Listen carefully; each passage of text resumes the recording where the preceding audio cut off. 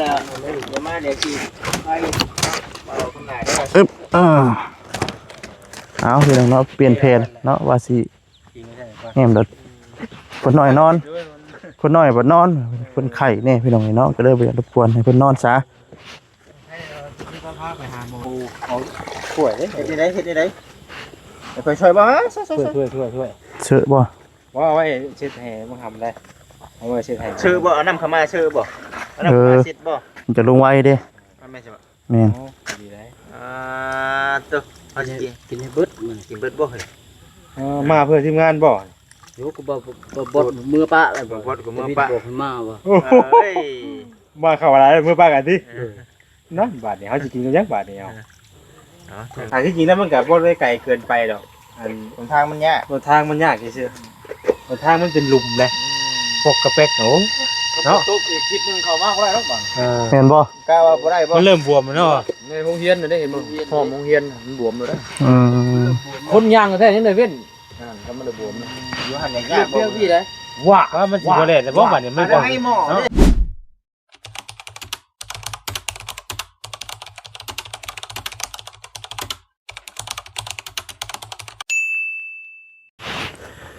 นาะเป็นยังไงเนาะกราบทักทายสบายดีเด้อเนาะสบายดีพ่อแม่พี่น้อง FC กันเบิดสู่คนเป็นยังไงเนาะบ่ว่าสิอยู่ในและก็ต่างประเทศเป็นยังไงเนาะก็ยินดีต้อนรับเข้าสู่ช่องบ่าวสาดีชาแนลอีกแล้วพี่น้องเนาะพบกันคือเก่าเป็นยังไงเนาะเอาพี่น้องเนาะคลิปนี้ก็สิพากันเฮ็ดแอมปลากระจาดเนาะพี่น้องเนาะนี่ก็ทางบ่เซียนเพิ่นซื้อเข้ามา3แผ่นพี่น้องเนาะก็เป็นงบของทางผู้หลักผู้ใหญ่นั่นแหละพี่น้องเอ้ยเนาะวันนี้ก็สิพากันเฮ็ดแอมพากระจาดให้ทางบ่าวคำละพี่น้องเอ้ยวันนี้กับบรรยากาศสิค่อยคำยำแรงแน่พี่น้องเนาะสิพากันเฮ็ดให้มันเร็วไม่ได้พี่น้องเอ้ยเนาะเอาจังได๋ก็ฝากเป็นกำลังจิตกำลังใจนะพี่น้องเด้อเนาะฝากกดไลค์กดแชร์กดติดตามเนาะเป็นกำลังใจทั้งหมดสินนะพี่น้องเด้อเนาะจังได๋ก็ได้พี่น้องเนาะคนละไลค์ละแชร์เนาะเป็นจังได๋ก็ติชมกันเข้ามาได้พี่น้องเอ้ยเนาะแนวใดมันดีเนาะมันบ่ดีก็ติชมกันเข้ามาได้หรือว่ามันบ่ถูกบ่ควรจังได๋ก็แนะนำกันเข้ามาพี่น้องเอ้ยเนาะเดี๋ยวเราก็สิได้ปรับปรุงตัวเองเนาะพี่น้องเอ้ยเนาะไปซะพี่น้องเนาะบ่ว่าหลายใหญ่ห่างเนาะมันสิค่ำสิมืดเนาะพี่น้องเอ้ยเนาะก็สิเข้าไปเฮ็ดกันพาเฮือนครัวเลยพี่น้องเอ้ยเนาะอยู่กัน3คนพี่น้องเอ้ยเนาะต่อพี่น้องเอ้ยนี่ก็อยู่ดินของทางบ้านคำละคือเก่าพี่น้องเอ้ยตัวขามาหรือยุ้งลายพี่น้องเอ้ยเนาะตัวแบบนี้พี่น้องเอ้ยโอ้ตัว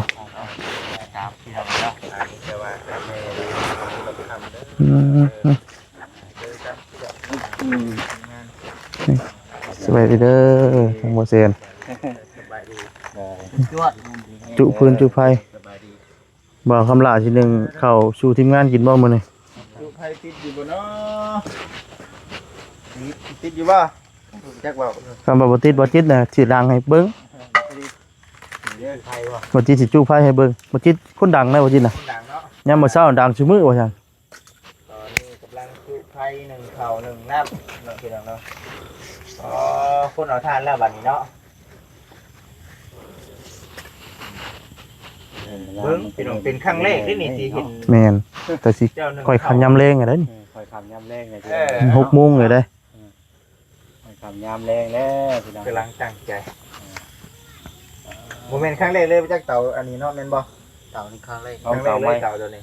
คำลาลองเต่าใหม่เลยพี่น้องเอ้ยมีทั้งเต่ามีทั้งทานเนาะติดบัวคือบัวติดไปซั่นนะพอเป็นเป้ารุ่นพอเป็นเป้าเห็นถ้ามีโคน้อยเพิ่นนอนน่ะบ่จะฮ้อนกว่าไฟอีกนี่ฮักนะคำลามันต้องคอยซึมซับไปเนาะแม่นใจฮ้อนเด้ใจฮ้อนกว่าไฟอีกนะเนาะลูกเพิ่นก็นอนได้กินนอนเลยกินยานอนเนาะกินยาได้นึงได้กินยิ่งดีด้วยได้กินตัวลดไข่ฮะเพิ่นแค่ยาบ่ป้าฉันเฮาก็พากันเฮ็ดบ่เช่นมันสิค่ำเลยเฮ็ดไปนำบ่หรือว่าจังได๋แล้วก่อนบ่บ่เฮาต่อก็ได้เพิ่นสิตื่นคนเราสิตื่นบ่นี่ แต่เอาไว้ก่อนเพราะว่าคนนอนเด้คนนึกว่าให้สบายนะ อืม ว่าไม่แล้ว เดี๋ยวว่า เป็นมือใหม่เนาะเอาอีกตามพี่น้องเอ้ย ได้พี่น้องเอ้ยเนาะ ว่าเป็นใหม่ใช่เนาะเพราะว่ามัน ก็ได้ ต่อเรื่องตื่นได้ ยันว่าถ้าไมโครเพิ่นก็นอนเนาะ มาแม่คนได้เป็นสบาย อืม เขาต่อคนขานอนกันนี่ด้วย ใครเยอะ ต่อย่างหมดเลยเหรอ มีในพี่น้องเอ้ยเนาะน้ำใส่โอ้จุ๊บห้ามเต็มหลายเลยเย็น โอ้ เนาะคิดเข้าไปก่อนจริงเมื่อไรแล้วเดี๋ยวมาเดี๋ยวกินไปเอาคนไหนได้ อึ๊บเอาพี่น้องเนาะเปลี่ยนเพลนเนาะว่าสิ กินไม่ได้ก่อน แหมเดดเพิ่นน้อยนอนเพิ่นน้อยบ่นอนเพิ่นไข้แน่พี่น้องเนาะก็เลยบ่อยากรบกวนให้เพิ่นนอนซะ ให้ที่พาไปหาโมได้เลยไม่ได้ไปไม่ได้พาไปเด้อ ไปจูไพ่ผู้คนน้อยมากเลยนะ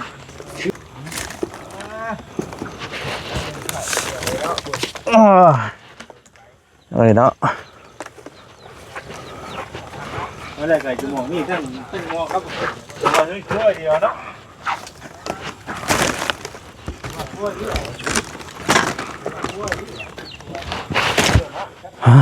มาไปก่อนพี่น้องเอ้ยเนาะอ๋อตัว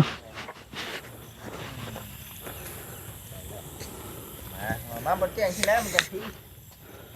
พักโน่นเอา พี่แดงพี่ยาได้นี่ ลืมเลย บ่เห็นเลย เฮ้ยที่พี่น้อง เฮ็ด ไอ้ห้อยกันแล้ว เนาะบนไพ่ที่พูดเออ เอาไว้เลยประมาณน่ะอูนะเอาถ้วยเด้ เฮ็ดได้เฮ็ดได้เดี๋ยวคอยช่วยบ้าง ถ้วย เชื่อบ่ ว่าเอาไว้เช็ดแห่มึงทำได้เอาไว้เช็ดแห่ ชื่อบ่เอาน้ำเข้ามาชื่อบ่เอาน้ำเข้ามาเช็ดบ่ มันจะลงไว้เด้ ไม่ใช่บ่ แม่น ดีได้ ตัวเอาสิกิน กินให้เบิดมัน กินเบิดบ่เฮ้ย มาเพื่อทีมงานบ่ อยู่ก็บดมือปะอะไร บ่ บ่ พอดกับมือ พี่ ปะ บอกให้มาว่า เฮ้ย มาเข้าอะไรเมื่อป้ากันที่นั่นบาทเนี่ยเขาจะกินกันยักบาทเดียว เนาะ ใคร ใคร ไข่บ่ และเดี๋ยวมื้อหน้าเฮาซื้อกับข้าวมากินอีกพี่น้องเอ้ยเนาะ เพิ่นขอเฮ็ดนั่นเพิ่นก็เจ้าเฮ็ดยังทอดไข่ใส่หมี่นะ กินว่าได้ ฮะ ใครสิมีบ่มีทอดสมอง บ่ได้ใส่หมี่ ไข่แซ่บหมูคุ้ง ทอดสมอง นำเข้ามา เข่าเจ้าแก้ตัวได้ก่อนนี่ เด้ตูนั่นเลย ตัวก็ซื้อมาบ่ เลย กี่เขาว่าเซ็นชื่อมาบ่ตัวนี้ อันเข่างามได้พี่น้องเนาะ เทเชโอนี่ไว้ก่อนนำเข้ามาครับว่านะ นี่สิกระชามในอยู่นี่เท่ารถนี่เท่าลงไปกระตุ้งไว้เลยนี่ สีเงินตู้ซิดนี่เข่างามพี่น้องเนาะ เทลงรถนะเพราะว่าใช้กระซามอยู่เด้ เพราะว่าเวลาเพิ่นมันก็เป็นบางหุ้งสีใดบางหุ้งสีมันก็อีกตามเนาะ โดย เพราะเขาซื้อมาหลายได้ว่ะนะซื้อมาหลายแบบเนาะ อืม บางทีเขาเอาไปให้กับเจ้าได้รถเว้ยว่าเขาเกือบกินบ่ได้ว่าท่าน พอได้นำนี่ได้มาเข้ามานํพี่น้องเอ้ย อันนี้ว่าเสียชื่อเอาแต่อยู่ทหารนั่ เอา น เฮ้ยเด้มา เอาก่อนกระซามน่ะ เขาเรางาม เอาเข้าเอากระซามตรงนั้นมาตรง ไปทำนั่นบ่บัดนี้ อ้าวบัดนี้ เฮ็ดได้ ยมใส่บัด ล้างคนแล้ว ล้างก่อน เสือกันบ่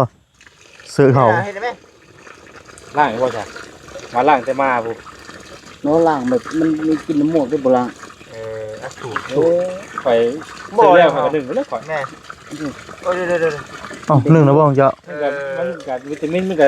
ลดลงไปแล้ว บ่ โอ้สูตรว่าคำลาเป็นนี่เด้อพี่น้องเด้อ บ่แต่ข่อย มันก็ได้กินน้ำมูกแล้ว บ่แต่ข่อยนึ่งกับเสือล่างคือกันได้ บ่ได้ล่างหลายปาน เอา นี้ ไปล้างเลยบ่เชื่อแล้วก็เป็นหนึ่ง เสร็จ แล้ว แล้วก็เอาน้ำห้วนอยู่หน่อยนึง น้ำห้วนหน่อยนึงแล้วก็ไปเลย โคตรข้างมันนี่ซื้อ โคตรข้างขอบมันน่ะก็ ทีนี้เนาะ ไปอ๋อพี่น้องเอ้ย ครับได้พี่น้องมื้อนี้เนาะขออนุญาตนำพี่น้องเอ้ย โอ้มาคำดิ เขาเย็นก็มีอีกอันนี่ บ่ตัว ใช่เลย กินทั้งข้าวเย็นทั้งข้าวธรรมดาข้าวฮ้อนบัดนี้โอ้คักปานยังมื้อนี้บ่ถือว่าน้ำโตแห้งเติบเด้นี่เนาะน้ำต้นผูตัวที่เต็มคุเนาะ เสียค่าอีกเนาะบ่คำละ ตุ้งเด้ตอนเบา เจ้าว่าเฮ็ดหางดินแซ่น ไปเฮ็ดตรงลิ้นแล้วตุ้งเธอนี่คือ คำเห็นทางดินสีหลายเล่นได้หลายนะ ว้าวพี่น้องเนาะผู้จุดครึ่งทาง บดมาชื่อตุ่ม เออ 8 โมง 8:00 ก็เลยเดี๋ยวก่อน วันนี้จะได้เตาจะยับเคียงออกข้างเลยบ่เนี่ย โดย เอาตาไว้นั่นพุ่นเนาะ อยู่กลางเนาะนี่เนาะ มันอยู่กลาง บุคคลดูเขาบ่เห็น ได้เตาใหม่เนาะ โดย ถือว่าได้รับข่าวดี3ชั้นมัน เบิ่งก่อนว่ามันสิกล้าสิจูบอยู่บ่ เรือย่อข้างนอกก็จ้ะย่อข้างนอกก็ได้ คอนได้คอนยันคอนทำให้โคน้อยเพิ่นนะ บุเขา ภูเขาอ่ะมันออกเลยเนาะ คนละพื้น มันบวก เข้า เข้า มาเด้ บ่เขาบ่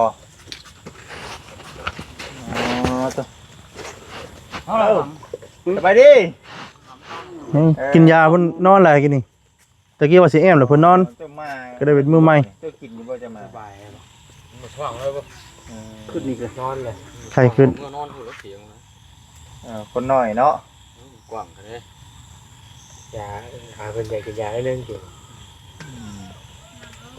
กระหมอนเราบ่ซักนะ ฮักงานนั่นเลยเอามานอนอยู่เตียงแค่ต้นตามฟัง เอาเบิ่งอาการจะนำเนาะ ต้องเบิ่งอา หลายๆคนเนาะ นะ หลายคนนะ อย่าเป็นห่วงหลาย หลายแท้ มาเอาหลายให้บ่ ชีวิตว่าสิมาบ่บ่มาเพื่อเด้อ มาก่อนเมื่อวะ เบาลิแล้วอ่ะมาสิอยู่กินบ่อะไรเป็นเมื่อแล้วมาเขาเลยเมื่อปะ โอ้ยเนาะ เมื่อบ่ได้3คนนี่บาด คุมไว้บ่บัดนี้ คุมตัวบ่ คุ้มบ่ได้เนาะคุ้มได้ว่าเด้ แล้วบาดนี้ ถึกอันคุ้มขังแล้วบาดนี้ แม่มันเจ๊ปวกถ่ายเอื้อนผูก นอนไหนนี่มันไหนอันนี้ กินช่วยกันนี่แหละ เมื่อกี้เก้าที เมื่อก็กินคือเก่าเนาะ เอ้ยไก่นี่คือเตี้ยเด้ย ปิ้งนะ ว่าดอกถามเบิ่งกันเนาะ ปวดปู ดูคันนี้ปิ้งไงบ่แม่นนักสิถามมันดูคันนี้ก็ยามันได้ แล้วก็อีกว่า ดู มาบัดใดก็เสียงแม่งก็ได้ห้องอีกแล้วพี่น้องเนาะ อยู่คำยังมืดอีกมื้อนี้ก็เนาะ ว่าเข้ามาแต่เข้าไปทางไกลแน่มื้อนี้ทางไกลทั้งทางที่จริงแล้วมันก็บ่ได้ไกลเกินไปดอกอัน หนทางมันยาก บนทางมันยากซื่อๆบนทางมันเป็นหลุมนะพวกกระเป๊กโอ้เนาะ ตุ๊กอีกทิศนึงเข้ามาก็ได้หรอกบ้าง แม่นบ่ กล้าว่าบ่ได้บ่ มันเริ่มบวมแล้วเนาะ ในโรงเรียนได้เห็นมั้งพ่อโรงเรียนมันบวมเลย อืม คนย่างก็แท้ยังได้เว้น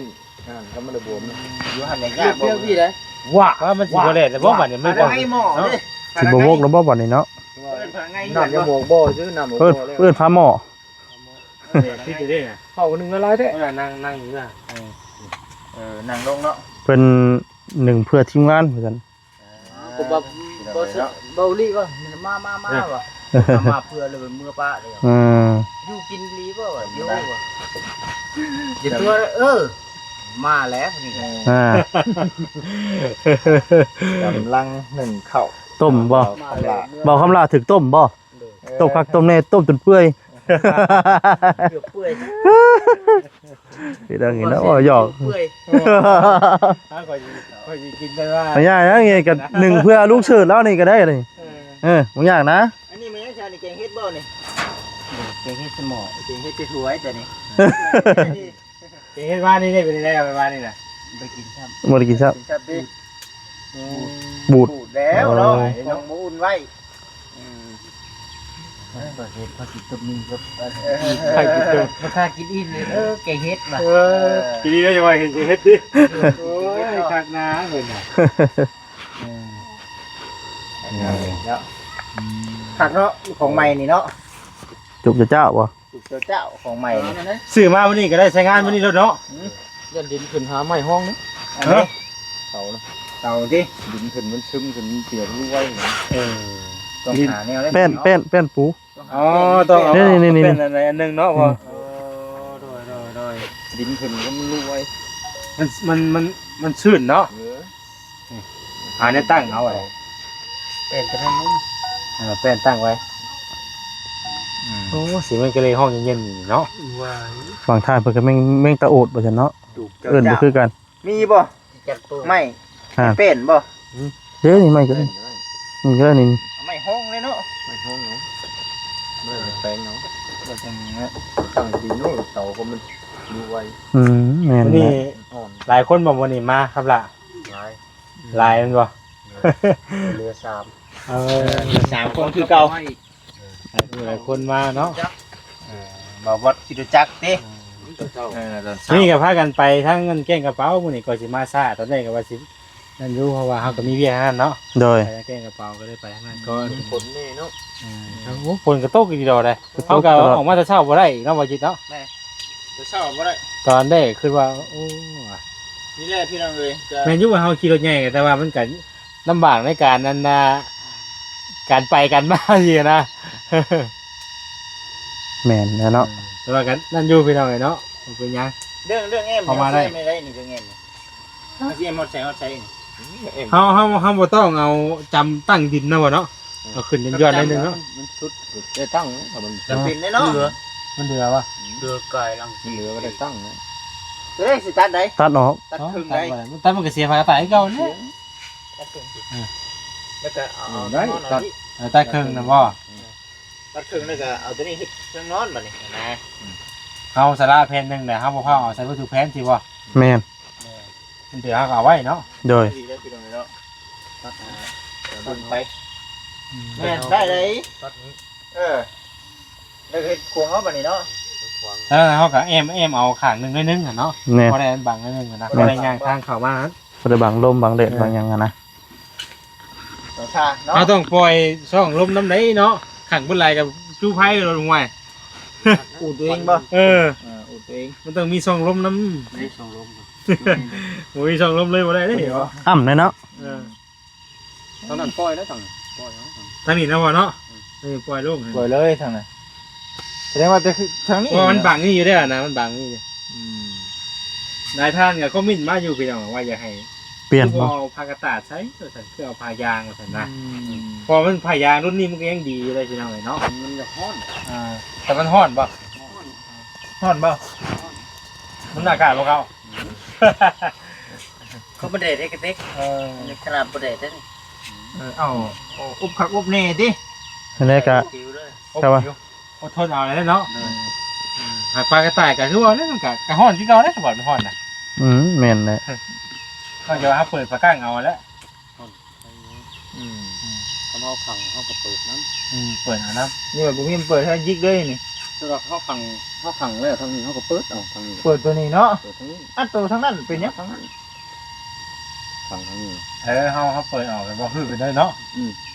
เขาไม่ได้ทันหัวมันนอนแบบนี้ เอาก็จะเปลี่ยนทางนั้นเลยบ่เสร็จ ยื่นได้ เปลี่ยนทางนั้นไปนอนทางนั้นนะตัวนี้ก็พอดีเปิดประตูออกมาเนาะ อ๋อไอ้ว่าปิดทั้งนั้นแหละ แม่ เขาเป็นหัวมาพี่ แม่ เป็นปิดนะพี่ แม่นยังไงก็ เห็นได้ก็ได้คือกัน เมื่อไรเขาก็เตียงเขาลอยไปแล้วเขาปีนตีนลูกพี่ก็ได้ แน่เอาน้องไปทางอะไรก็ได้เนาะ มันกว้างอยู่แล้วเนาะบิดตีนอยู่แล้วดิ เขานอนเตียงอยู่ทุ่น ฮะยังว่ากันพี่น้องเอ้ย ปรึกษากันพี่น้องเนาะไปเฮ็ดหยังก็ต้องมีปรึกษากันนั่นแหละเนาะ เพราะว่าบ่ได้คิดเลยว่ามันสิออกมาช่วงนี้ได้ตะกี้เด้ โอ้ยกับฟ้าวน้ำฝนแน่ครับกับฟ้าวเฮ็ดปุ๊บปั๊บนะเฮ็ดนั่นใดก็บ่ได้เนาะเฮ็ดท่าอะไรก็ได้ ฝนบ่ตกเนาะ ทางแรกบ่นี่อัดทางหน้าอัดทางนั้นเบิดนี่ออกเข้าทางนี้นั่ง ถ้าว่าลมมันอย่างมากนี่มันบ่ทกบ่เนาะเขาอยากให้มันทกเนาะอ๋อวันลมมาแห้งนี่ ปุ๊บพับเลยเนาะ อะไรแก้ไว้เนาะ ย้ำไปเนาะ ถ้าใครเราต้นไม้หลายอยู่เนาะ บังไว้หลายติ โอ้เนาะแหล่เลยแนวใครบาดนี่เนาะ เด็ดได้นานยังไม่เล่น ฮะ ยังบ่ได้บ่ฉัน โอ้ยเนาะ เศร้าให้ ขนาดบางคนตกอันบักหลายกินยังบ่ทันได้ลาดน้ำบ่พ่อโอ้ยเนาะ ฝนตก เนาะคักแน่ดีจ้ะบ่ได้ก็ต้องเอาพุ่มน้ำเลยดีเนาะ ยังบ่นานๆนี่เนาะแมงกิจันห้องแมงกิจันใหญ่ กระจัน แมงกิจันใหญ่ห้อง ไม่กะเลย ก็เลยไงแต่ หาบ่เห็นประตูนี่เนาะจนลามอยู่ในต้นย่างเลยแม่งนี่ นี่เจ้าก็โผล่ดูนะ ไสซี่ไปเลยเจ้านี่ เฮ้ย เดี๋ยวจะตามส่งตัวเยี่ยงกัน เอามาด้วยครับปะไปเบิ่งดูก่อนเหม็นบ่ เดี๋ยวไต่ขี่ไต่ลงขนาด เหม็นว่าจี้กินด้วย เดี๋ยวสิจับได้เนาะมือ บักทุนยิงว่าใช่ๆไผไผ นี่อยู่งามน่ะไปตัวนึง เบิ่งขึ้นเอากันเบิ่งก่อนก็จะไปจับเอาก่อน อยู่งามมันดำเด้อ โอ้เห็นได้แล้วเห็นได้พี่น้องเนาะ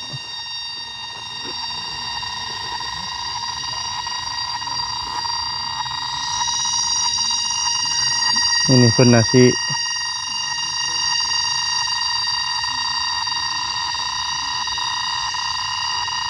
นี่พี่น้องเนาะเพิ่นสิอยู่กระโปรงอยู่เนี่ยพี่น้องเนาะนี่อ๋อเห็นแล้วกระโปรงอยู่พี่น้องเอ้ยเพิ่นสิกลมกลืนไปกับไม้เลยโอ้เสียงดังขึ้น